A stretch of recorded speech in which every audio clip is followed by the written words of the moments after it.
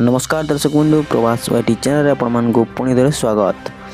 पाखे आसूची दाना उपकूल प्रबल वर्षा सह बढ़ुची पवनर बेग। तेज दर्शक बंधु बात्यार प्रभाव केमिति रही तार संपूर्ण खबर आपण मैंने वीडियो माध्यम निश्चय पाइपर। तेणु वीडियोटी को प्रथम शेष पर्यंत देखंतु एवं वीडियोटी को लाइक करी चैनलटी को सब्सक्राइब कर दियंतु। तो डेरी नक चलतु जाना आज बात्या खबर। समुद्र मध्य बल गोटाई ओडिशा उपकूल को माड़ी आसुची भीषण बात्या दाना। यह गुरुवार विलंबित राति भितरकनिका और धामरा मध्य लैंडफॉल करिवार संभावना रही। यह प्रभाव में एबेठारु उपकूल में प्रबल वर्षा सह 60 ରୁ 70 किलोमीटर बेगर पवन बहिबा आरंभ होईची।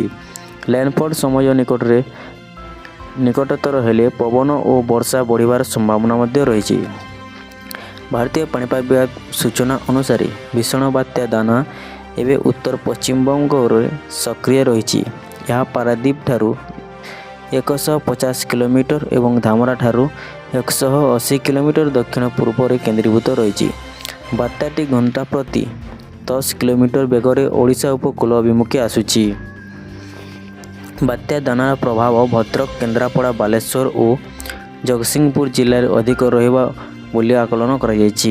लैंडफॉल समय यह सब जिले में 100 ରୁ 120 किलोमीटर बेगर पवन बहिबार संभावना रही।